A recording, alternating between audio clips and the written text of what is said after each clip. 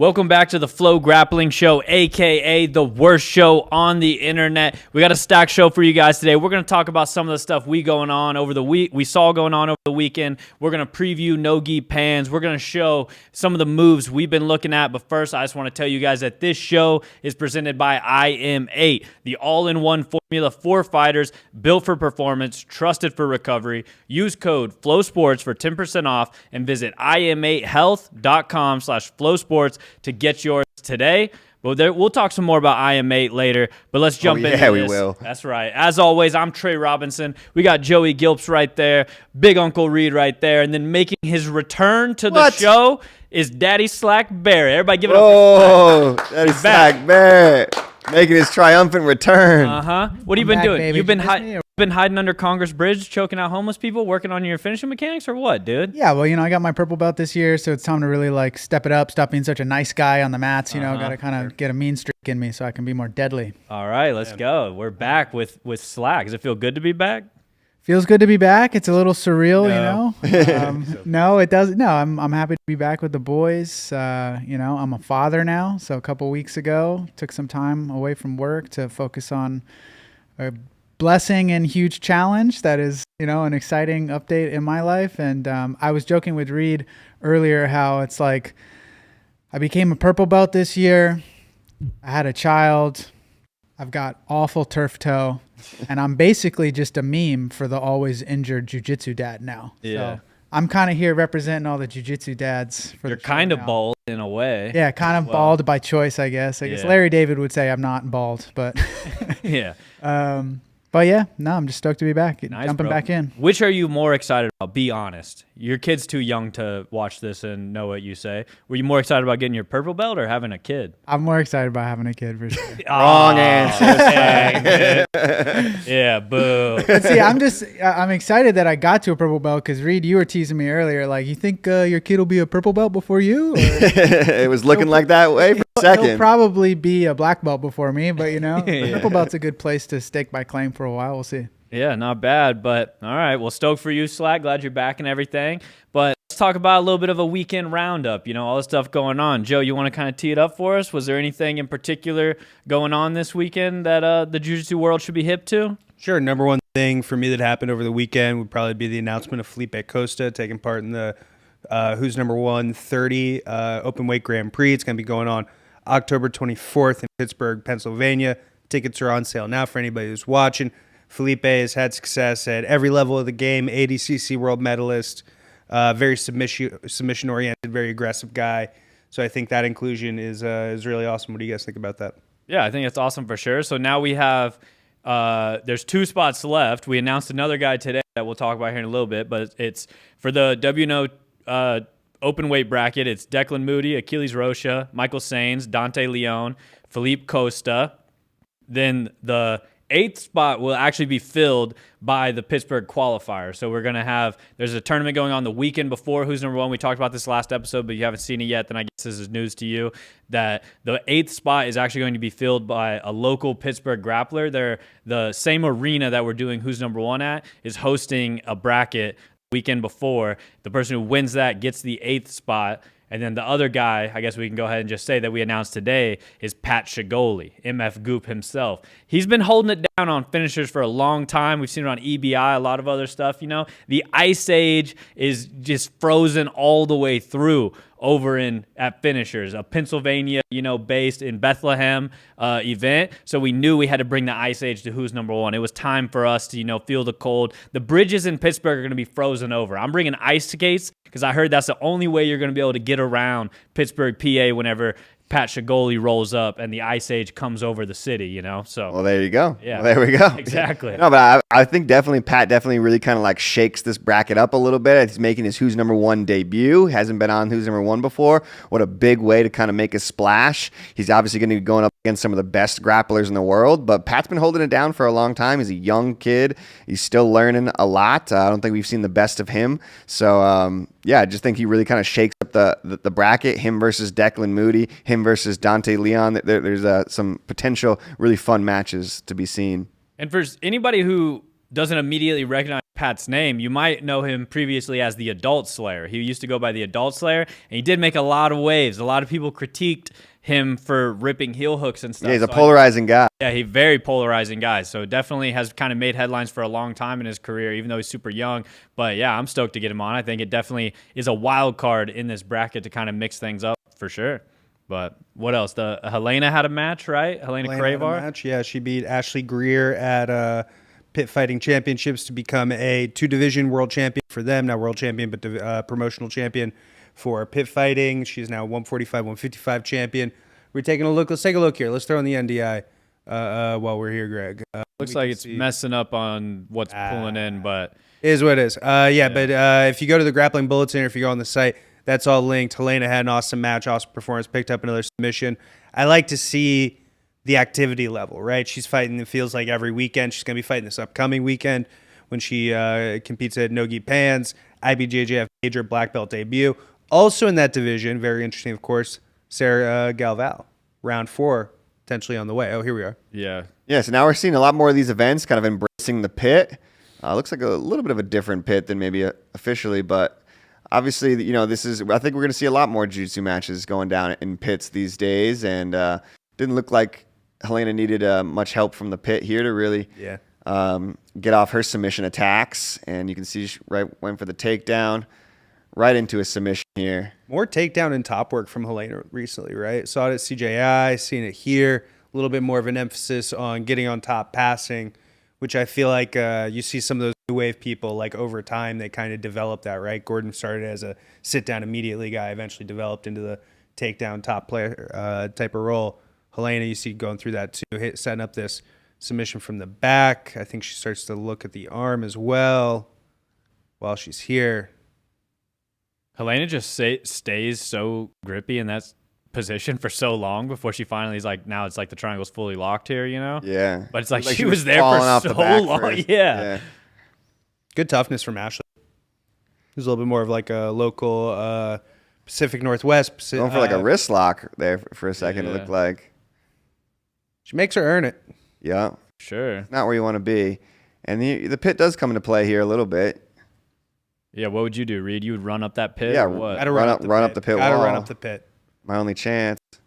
I always feel like if I competed in a... Oh, there we go. Gets the tap. If I competed in a pit, I might just start the match by just running walls only, American Ninja Warrior style, just like 3 Try to laps whip around. up the vortex. Yeah. Get things really turned up a notch. Make sure I feel every wall. See if there's any... It's like Steph Curry out there pregame where he's bouncing the basketball. He's like, oh, there's a dead spot right here, That's me on the pit wall. Just like, all right, here You want to hit all the walls. Yeah, Are exactly. you guys surprised at like how quickly really Helena's cemented herself at the top of the sport? It seemed like, I think we knew for a long time that like the mantle kind of was Helena's when she got old enough and everything, but Mason Fowler putting the belt on her? Is that Mason? Nice. looking sharp, Mason Yeah, Fowler.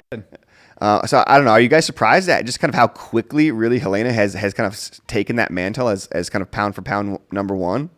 I mean, I guess like yes and no.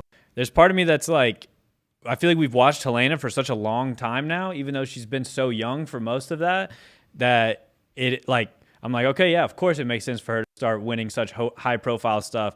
But she is still just so young in like her life and career, that it is still crazy.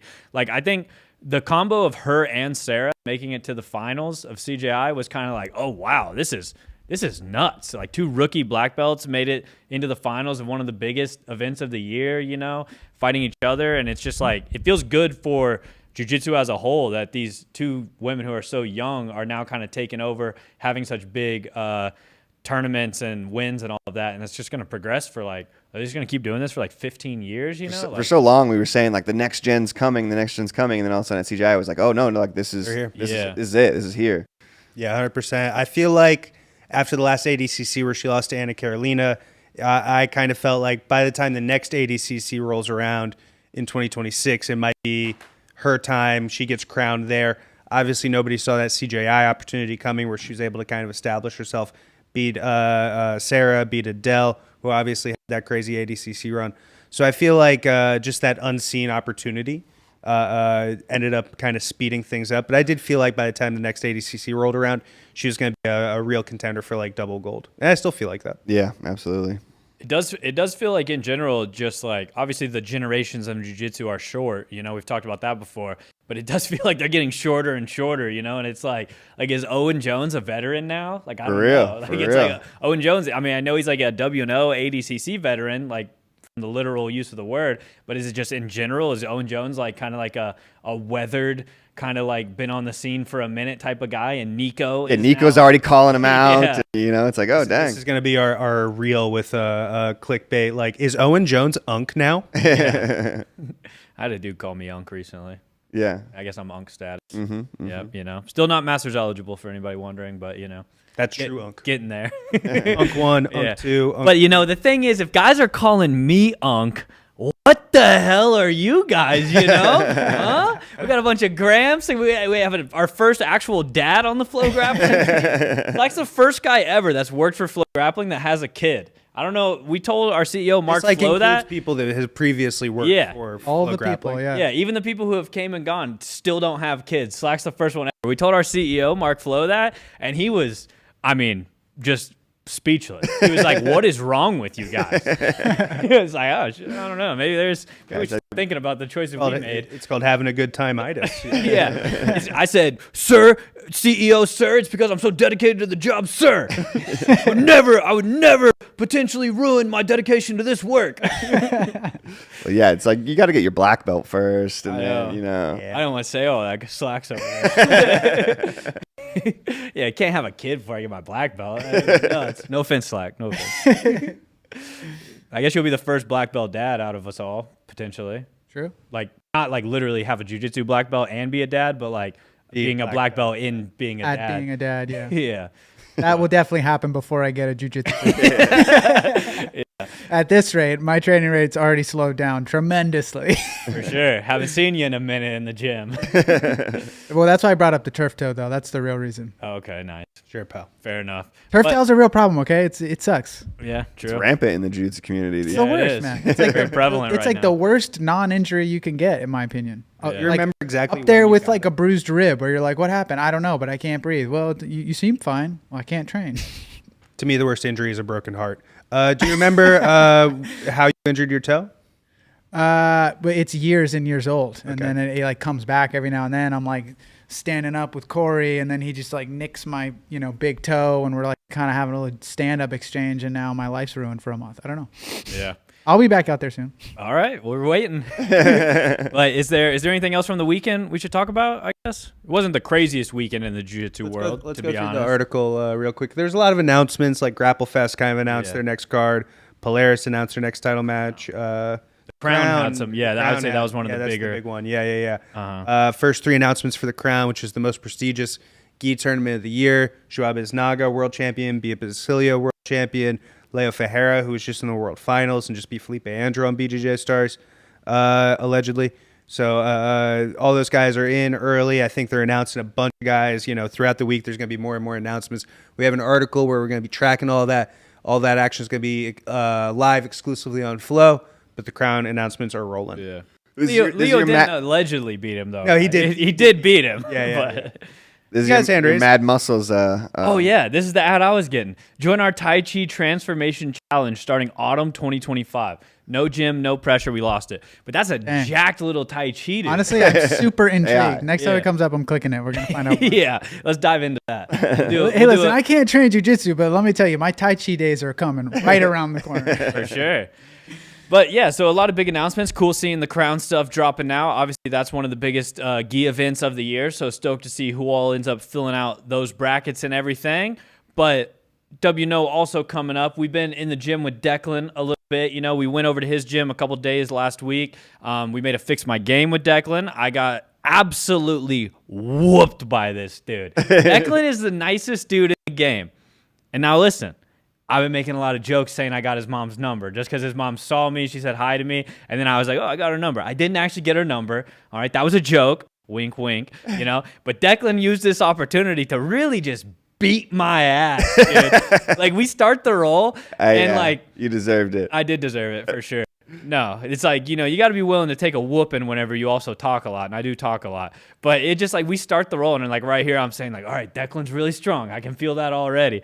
I didn't do anything. I literally didn't do anything in this. Like it's like a 4.5 minute roll or so. I don't think I did one thing. I didn't defend something. I didn't like. I think one time I pulled guard. That was the best offensive move out of me the whole time, and he just went ahead and passed off of that guard pull and submitted me. Right here it is. I like this a lot, Dude. Yeah. Dude, what's up with the ads, bro? Nah, but this wrist grip. Trying to get I'm out just of the stuck. wrist. Like I'm literally like telling Reed, like, hey, get in close on this. I just cannot get off it. We could show that too, because he did break us down what he was actually doing to me. It wasn't all beef. There was some technique there, but man, Declan stomped me, bro. But He really moves like a lighter guy.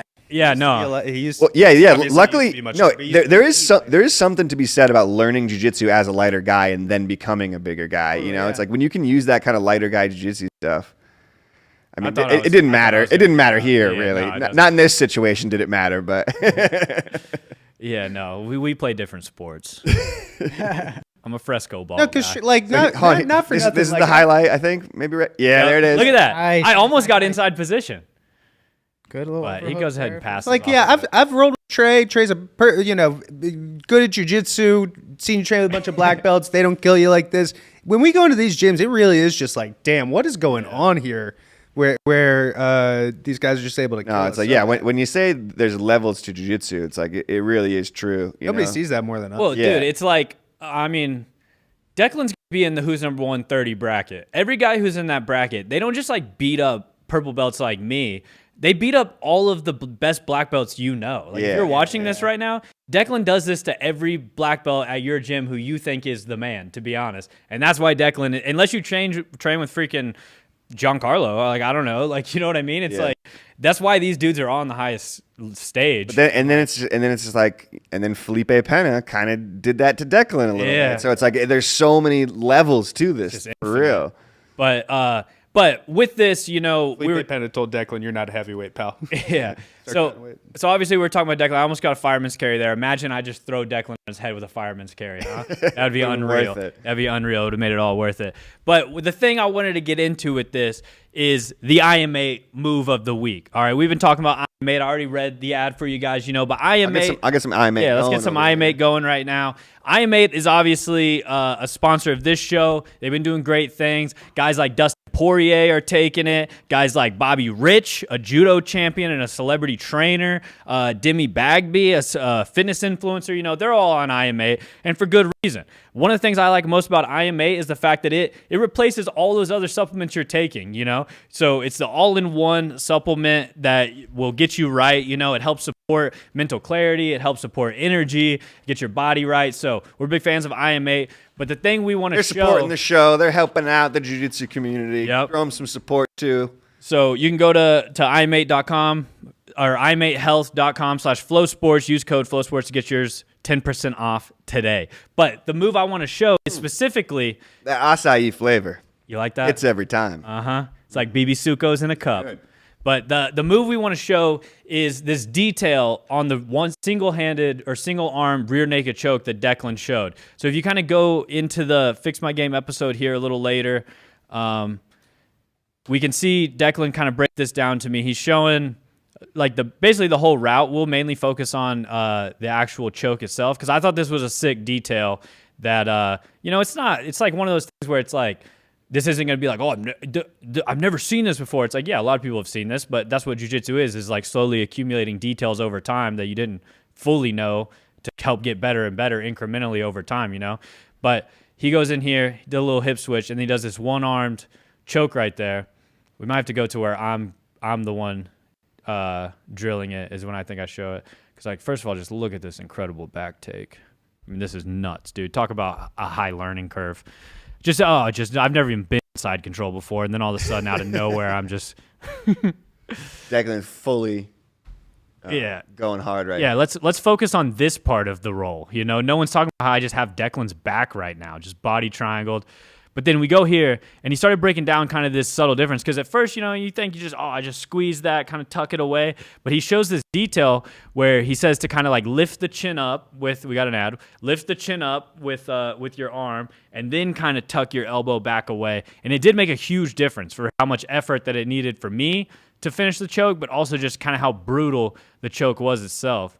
You can kind of see him finishing that detail. Is this how you finish a single arm rear naked choke, Joe? This is a great way to do it. I think that, with the rotation, getting a good angle, pulling up on it, I think that's a really interesting way to do it. Declan had a ton of fun ideas. Yeah, he did. The focus on the elbow is an interesting point, actually.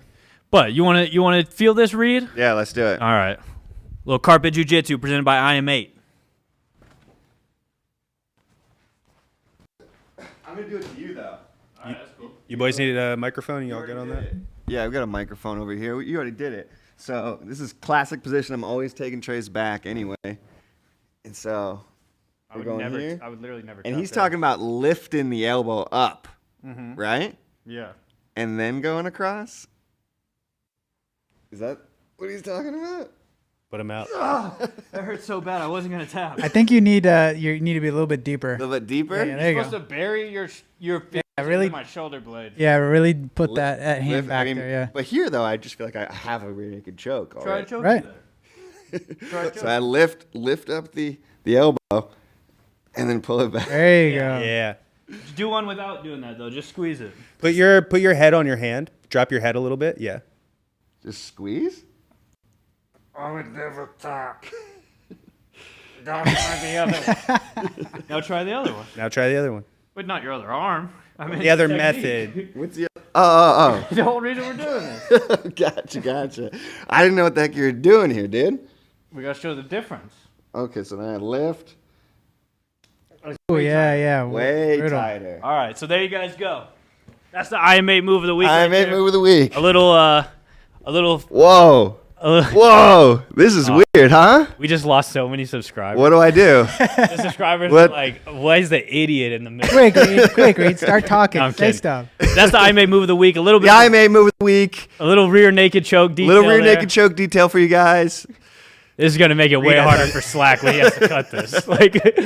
But the IM8 move of the week, that little rear naked choke detail for you guys, just a little something different so you can finish your rear naked chokes at a higher percentage. Make sure you're locked in there. Drink a little IM8 along the way. That's gonna help support, some good bodily functions. Gonna help you feel good, look good throughout the day. So there we go. Boom. Now switch back. And let this be a lesson to everybody. These guys might switch it up. I stay in the same place all the time. Yeah. I'm over here keeping it real. All right. My throat hurts so bad. I was trying not to tap to any of them.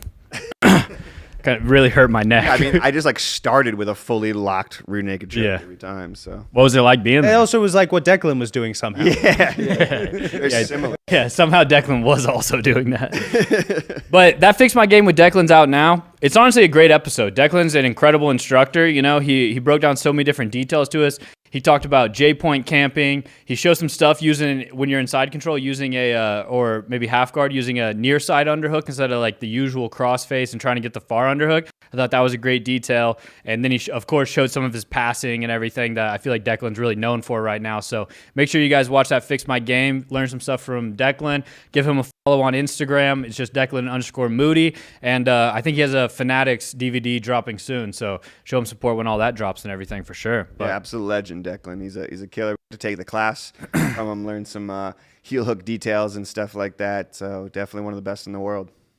Check them out, Awesome. WNO 30, Pittsburgh, Pennsylvania, October 24th. Tickets on sale. that's right. But now we got to talk about IBJJF No-Gi Pans. This is our next big event on the jiu-jitsu calendar is No-Gi Pans. It's going back to New York. This is the first time No-Gi Pans has been in New York since what, like COVID? Yeah, Oh, 2019. was COVID last time. times? You guys miss COVID at all? Didn't particularly care for it, to be perfectly honest. Okay. Hot take. Joey hot takes. But now Personally, I we're wasn't a back. fan. First time back in 5-6 years to New York for a big major. Always a good energy from the New York crowd. You see some slightly different faces, but still all the big names are going to make the trip, going to put themselves in. We have some articles up about who's in, some of the most notable names at black belts, but really every division. Like you have Michael Pixley in there for the brown belts and a bunch of really, really tough people coming up. Man, it's going to be awesome. Brackets come out Thursday. Schedule comes out Thursday. Action kicks off Friday, Saturday, Sunday. Black belts Saturday, Sunday. Final Sunday. Going to be awesome. Well, man, the no-gi scene is just so active right now. It's so popping. There's so many good guys, and there's so many good guys from kind of different like walks of jiu-jitsu even.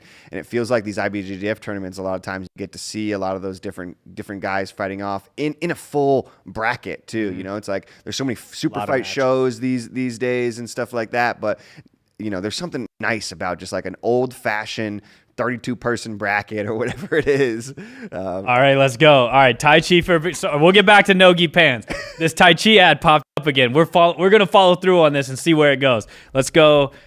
I like that they. Why does it start at 30? I was going to say, so funny that they start at 30. They're like, well, the youngest that we could reasonably expect anyone to be into this. Yeah, This is Trey's out. Okay. This Trey's is not allowed whack, to do it. dude. No, it's ages 30 plus. It's like how a game can be ages 30 plus. Ages. I'm going average. Let's go. I don't know if you guys listened to the last episode, but there was a big debate. Reed thinks he weighs 213 pounds. You don't weigh 213 pounds, and that's perfectly okay. Yeah. What's bothering you right now, Reed?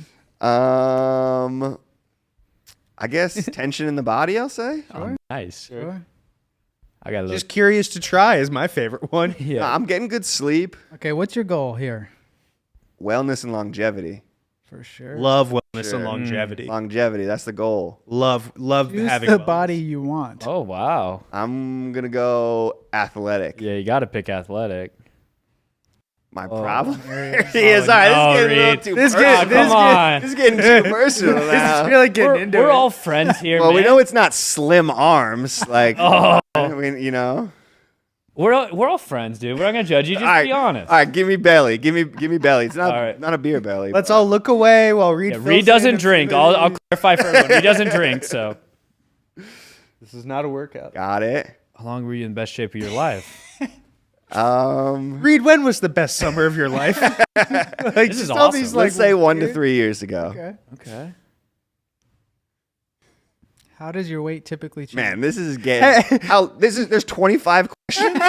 Let's get back to No-Gi 8 out of Pans. 35. Sure? Let's get back to No-Gi. I kind of want to Go back see to this No-Gi through. Pans. There's gonna be questions like, "Have you ever been in love?" Yeah. All right, now the Tai Chi questionnaire presented by IMA. If you don't want to do all that, if you don't answer 25 questions about your beer belly, then just drink IMA and you IMA. start seeing some For benefits. real. Don't even need the Tai Chi. For Yeah, real. I got IMA. I got all I need. that was awesome. All right, so anyways, let's get back to No-Gi Pans. We pulled an article, right, with some of the notable standouts throughout the divisions. We can kind of start by looking over some of that, see who's in there. We'll kick it off with men's roosterweight. Joe, who's the names you pulled here and why? Sure. World medalists Chris Tran and John Stapleton are back. Also, Lucas Castro is a world medalist. He was in the world finals last year. He was ahead. He ended up losing by heel hook very late to Everton. You're talking world finalists like No-Gi World. No-Gi World Finals. So I think, my thing for him is, can Lucas Castro come back and finally get it done? He was very close at a couple of majors last year, but was unable to get the gold. A lot of silvers, a lot of bronzes. Can he win that big one, finally get Was a it Steve No-Gi style? major? Say again? Yeah. Was it Steve style? For I sure. just remember when he. Also, Osama Ali Al-Marwai, that's Yeah, former No-Gi world champion as well. Super, super tough guy from Atos. I'm excited to see Junie in it light feather. I think it's always fun watching Junie compete. Junie kind of dominates No-Gi Pans, right? Like I Yeah. feel like he's won. Yeah, a bunch in a row. Yeah. Yeah. I know. I saw he just won on that Fury.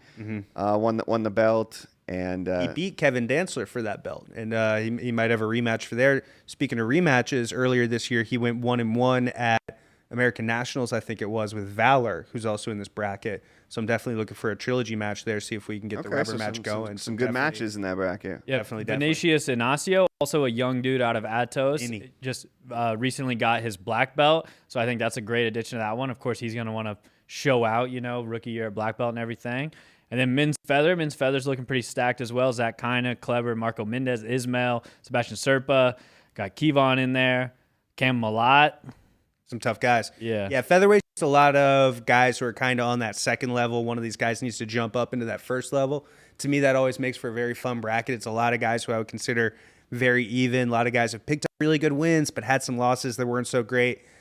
Somebody's going to need to put it all together. Somebody needs to win gold here. I would guess Zach Kina, but he is coming up in weight, and so I think that's a complicating factor. I especially think that for whatever reason, I think the jump from like rooster to light feather is not as big a deal for some guys, but the jump from light feather to feather seems to be like kind of a sticking point for some guys. It's kind of tough to do. And for the rankings you have on here, right? This is the FloGrappling ranking? Yeah, the world rankings. Okay, Yeah, gotcha. yeah. So it's not like the IBJJF rankings. So yeah, that featherweight division doesn't have any actual top 15 on the FloGrappling ranking guys from what's pulled there. But Yeah. So None of those guys definitely are made a it wide for open Worlds. bracket. And then men's light got Max Hansen there, Gianni Grippo, Could see that rematch. Yep. Who's number one recently? Julian Espinoza in the mix, CJ Murdoch, Jed It's a Hugh. fun one. There's going to be some Jed crappers. Hugh kind of back fighting in his actual weight classes, huh? Yeah, he did. Remember he did plus 99 for one of the I think the second Euro trials last time. Yeah. Like made a good account, but it did just come to a point where it was like, and now you hit a guy who also knows some jujitsu and is 150 pounds heavier than you. So you are getting squished now. Man, the Mahechas have been looking really good as well this year. I feel like they've been having some good success. Julian Espinoza, WNO veteran, did really well last year. No-Gi World finalist at featherweight against Cole. So he definitely has a ton of IBJJF experience. Joao Sanitas has a ton of IBJJF experience. He's been doing really well this year. It's a good division, man. Yeah, even CJ Murdoch, coming off the PGF season. And I was telling him last time I saw him, like just those guys going through that absolute crucible that was like the 5-6 weeks of PGF and CJ, not many guys made it all the way through that 5-week crucible, but CJ did and took a match every single week, multiple matches. So like when you do stuff like that, man, it's just like you level up so much, Yeah, we've seen that a lot. CJ's like a honey badger, He's gonna be out Definitely. there screaming, stomping the mat, doing crazy stuff. Like throwing down, he doesn't care. So you guys got to respect it. And then some interesting names here at middle, huh? Yeah, quick note though, Elijah Dorsey, we've talked to him. He is out for this tournament, unfortunately, so no big breakfast for this one. Hopefully see him back on the mats here pretty soon. I don't know if he might do like East Coast Trials again or something like that. We also got to point that out as East Coast Trials is coming up in just a couple of weeks in like November. a month or so. Yeah. November. November 15th. So for a lot of these guys, either this is a warm-up tournament. Some people are choosing not to do No-Gi Pans because they're focusing on East Coast Trials. So it is just definitely kind of an interesting factor having this that close. Yeah, but there's still going to be like Natan Shuang, Thiago Saboya, Natan Zap in there. He's a cool name to have in the mix. So definitely some great guys there at middle. Medium heavy. This is a good division. Yeah, Wow, this is crazy gonna go Wallison, division. Jacob Couch, John Blank, David Garmo, Pavel. Pavel's weight confuses me, to be honest. I don't know how much Goes this down to actually- 170, comes Yeah. back up. He's fighting at 195. Here he's at 188. He's all over the place, 100%. What do you think of this medium heavy division, Joe? You always said it's a good one, but I definitely think it's a really good one. The guy that I am kind of keeping my eye half cocked on is Wallison because he had such a good No-Gi Worlds last year. And he was successful as well in the Pit Fighting Championships over the weekend. He's done really well, but he's so under the radar, right? And part of that is like his English isn't so great. He does have a pretty good fighting style, but it's not like he's putting on Match of the Year or Submission of the Year or something that he would kind of need to pop a little bit more. But he just keeps racking up really impressive wins. He had a bunch of No-Gi Worlds last year, beat Sebastian, beat Francisco Lowe. Him against Couch is really interesting. Pavel Jaworski was a brown belt open class No-Gi World champion last year. Throw that in with a guy like David Garmo, who can beat anybody under an IBJJF rule set. Joao Menez won this brown belt, won No-Gi Pans at brown belt last year, was super tough. I think Logan Smith did that as well. This is a really fun division. Maxim Cote, good judo, really good takedowns.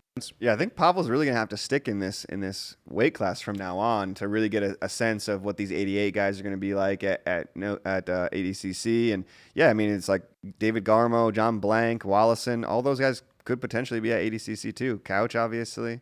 definitely. I think this one could be interesting. Like, I guess just keeping talking about Pavel, like the potential matchups of like other really good leg lockers who have kind of already established on the black belt stage, because like obviously we've seen Pavel now do some incredible stuff, but it's like, all right, there's a leg lock shootout with John Blank or Jacob Couch. Like, where does that go?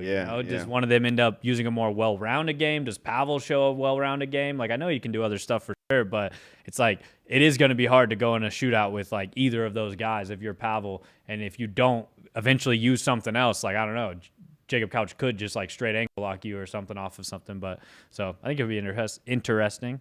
I agree. And talking about Pavel, I think after trials, we were all a little disappointed that he did not have that many submissions. He didn't have any submissions at trials.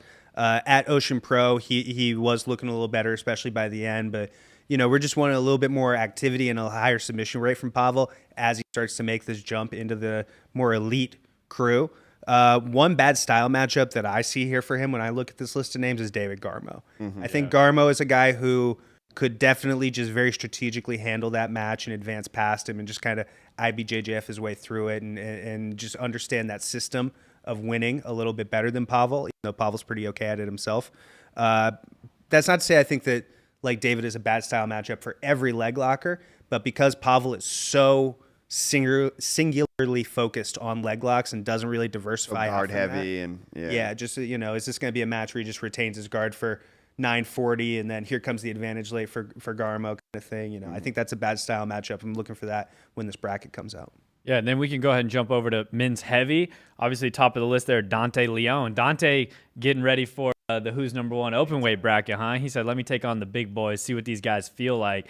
But also Jose Jarima, Sean Yadamarco, Javier Barter. So definitely some good names there. But for sure, Dante being in a heavyweight is kind of one of the most like, oh, shit, Dante's in. And he's going to do the absolute too, right? Why is he going to show up here and do the heavyweight? Thank God for Dante Leon, man, for jumping in just wherever he wants to, fighting whoever he wants to, the biggest guy, the smallest guy, doesn't matter. Yeah, Dante is an ultimate, like, anybody, anywhere, anytime. Like, doesn't matter. Like, he'll take the match, so. He truly is like that. There's some people who I feel like kind of comport themselves as that, and then, you start hearing about their negotiations and all that, and then maybe it's not really so anybody anytime, but Dante's about it. Yeah, 100%.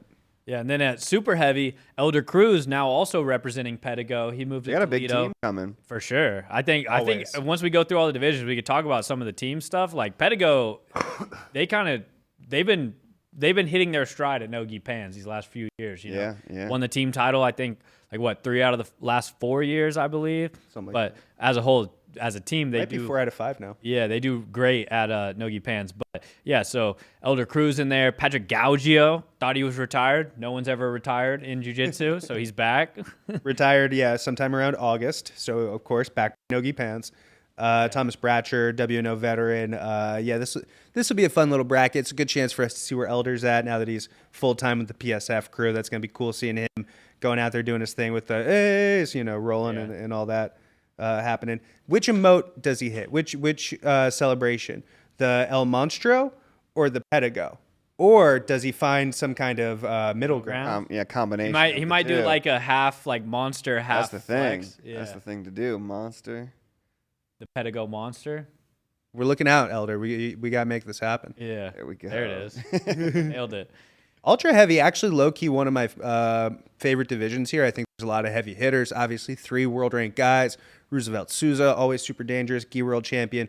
Lucas Montalvo won No-Gi Worlds last year. I feel like he's another guy who just didn't quite break out, even though he had good successes. Another opportunity for him to do that. Devontae, we all know how good Devontae is. I think all 3 of those guys are probably going to be in the absolute as well. So looking out for all 3 of those guys. Devontae won the absolute last year, right? Yep. Yeah. And then it was that thing where Devontae won, so Atos did not win the team title. Pedigo won the team title. Yep. It was one of those deals. Anderson Kawan has a really good straight ankle lock. That Mansour guy from ADCC Trials. Jose Inacios won ADCC Trials. Hudson Taylor won ADCC Trials. He actually beat Nicky Rada in ADCC Trials. Top 10 all-time leader in NCAA Division I pins.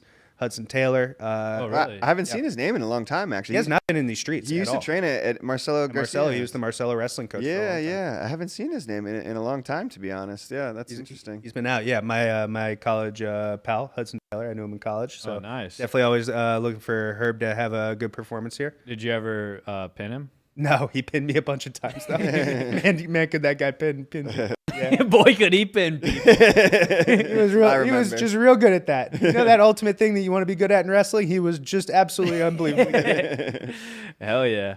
He's a really cool guy, though. Hudson's like one of the more like interesting personalities. I don't know, Reed, if you've ever had a chance to. Yeah, I remember him He's from definitely like a very different kind of guy in the Society of American Magicians. yeah. Definitely kind of a cerebral guy. Seemed like Super smart. He's a magician? Yeah. That's one of the things he does. He's also wow. a human rights advocate. Oh yeah. And, Good thing I to think he came advocate in- for. yeah.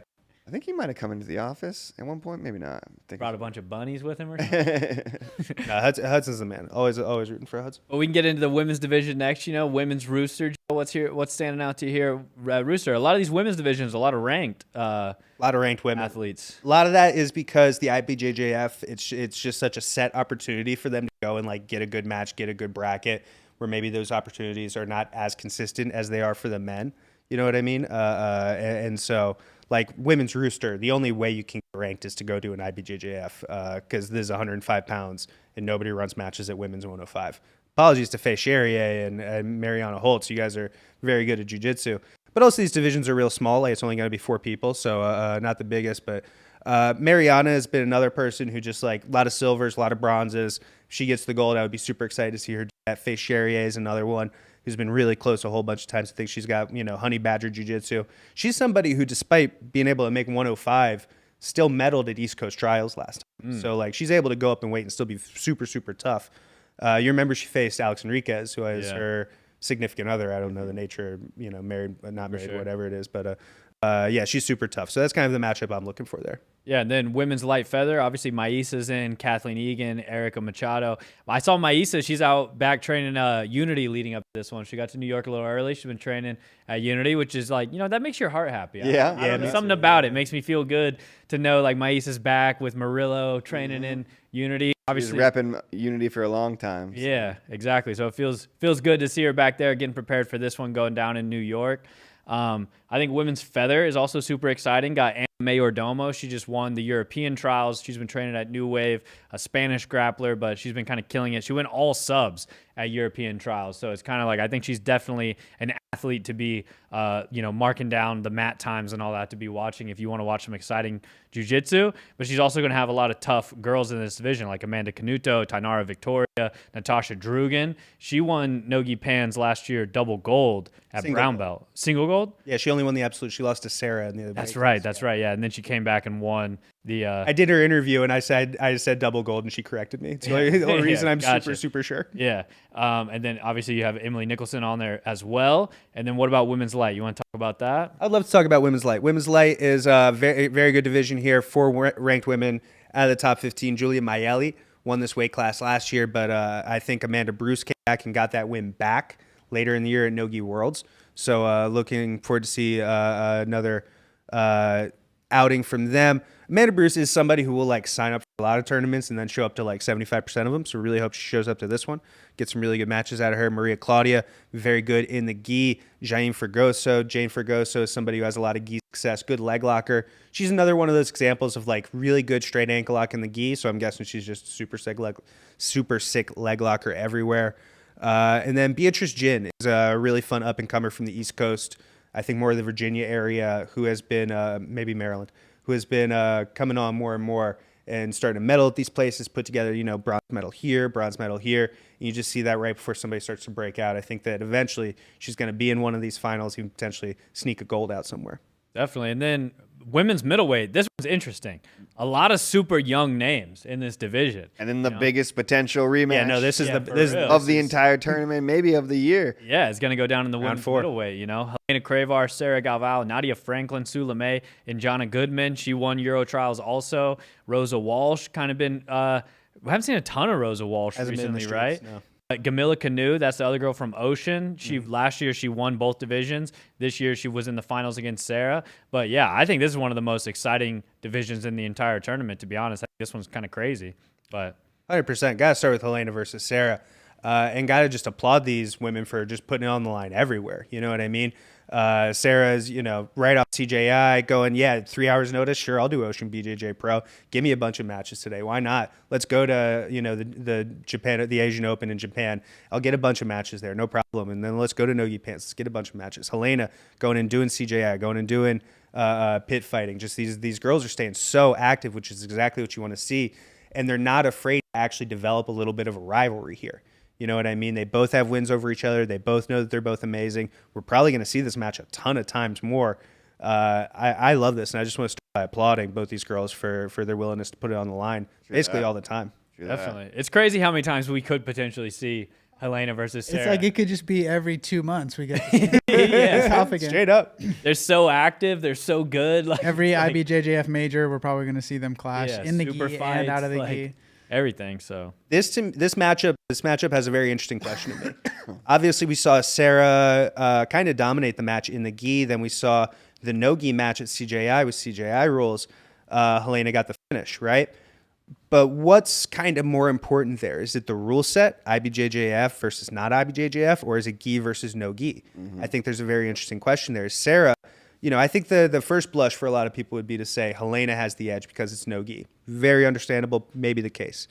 But there's also a chance that Sarah, who grew up just this IBJJF rule set is ingrained in her. You know what I mean? It's like a language that she's been speaking since she was born. Is she going to be able to navigate that to her advantage to be able to get the win here? I don't think people should look at this as a very simple gi, no gi dynamic. No, I think it's a great point, and it's like if nothing else, it's going to be a different match than it was at CJI for sure. So, well, the other I think potential wild match is we saw Helena versus Sula May, right? Yep. At Polaris, and that was where Sula came out. She knew Helena was going to pull guard, and she just immediately jumped her guard and really won that match. So it's kind of like that's another potential crazy one to run back. So it's like this division does have a lot of wild stuff. I think Injana Goodman is like I don't know a lot about Injana. I watched her at trials and everything, so I'm excited to see more of her. So it's like a great opportunity to get to see more about what she's all about and stuff. So definitely some cool stuff going down in the women's middleweight division. Women's medium heavy, I see Nia Blackman at the top there. Caitlin Huggins, that's CJ Murdoch's wife. Sala Samola, Fernanda Cristo. So definitely stacked there. Anything that stand out to you in that division, Joe? I'm definitely excited to see Sala and Caitlin. I believe was the world final last year where Sala won by disqualification because of some close guard stalling from Caitlin.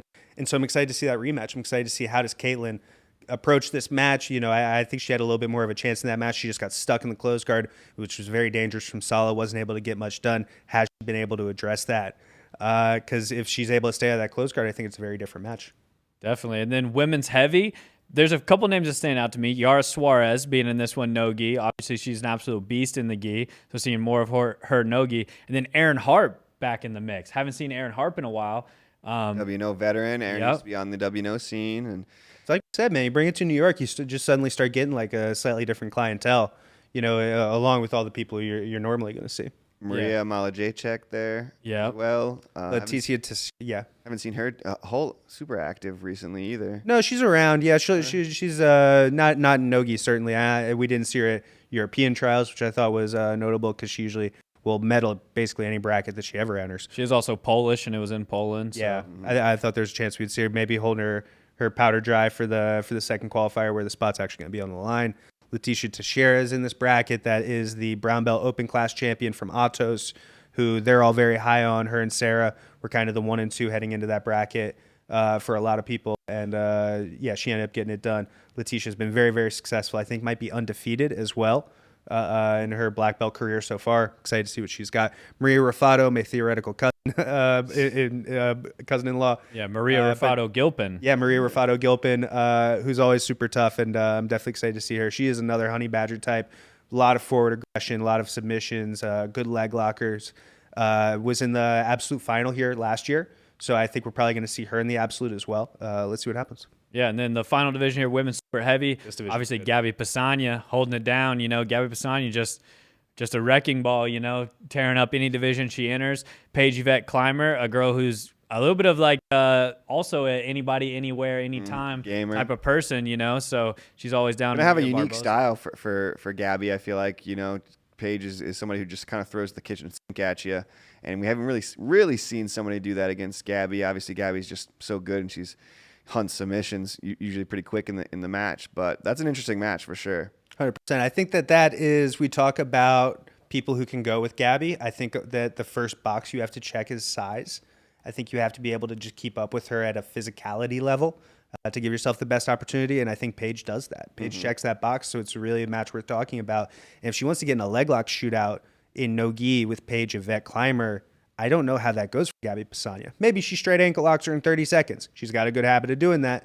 But Paige's escapes and her toughness and her just physical durability, as well as her technique, she's shown really good and training in that, obviously. Training there, yeah. Legion room where they're constantly tinkering and constantly going over positions. So you got to think, like, at least technically she'll have some answers for some of those leg lock positions if she does find herself there. Big time. I'm super excited for that match. I think if there's, just for excitement and intrigue, I think that Gabby versus Paige is definitely, very high on the list for me for matches that you could give Gabby and No-Gi.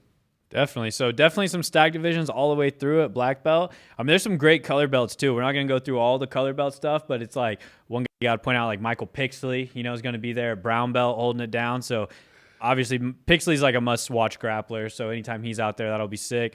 But overall, the team stuff, No-Gi Pans, it's a little of a preview for No-Gi Worlds. I do think like Pedigo, they just have something locked in about No-Gi Pans. They bring a huge squad. 100%. Like, I don't know how being on the East Coast will affect that or anything, but definitely expect them to show out. But then, the usual suspects, as always, like Atos, AOJ's team just is bigger and bigger and better. Alliance, Gracie Baja, everybody will kind of show out and be ready to go for this No-Gi Pans. Yeah, excited to see a lot of those kind of like East Coast teams. Obviously, you got a lot of Tom DeBlas guys in there, Kevon in there. So a lot of those kind of East Coast gyms kind of, representing well. For sure. Going to see JT Torres running around like a wild man, I'm sure, all weekend. It's going to be awesome. But, IBJJF No-Gi Pans going down October 3rd through the 5th, right? Friday, Saturday, Sunday. Yep. Those are the dates for it. So make sure you guys are tuned in on that one. It's going to be exciting. You can watch it on FloGrappling.com. Is there anything else we got to cover before we get out of here? Or? Feeling good. Yeah, I think that's it, brother. Yeah, so, hopefully you guys enjoyed that one. Make sure you're watching No-Gi Pans this weekend, but then stay tuned. We got our last announcement or so coming out for Who's Number 130, the final additions to that open weight bracket, but then also some super fights that are going to be on the show also will be dropping. But yeah, thanks to IM8 for sponsoring as always. Hopefully you guys enjoyed it, and we'll see you all in the next episode.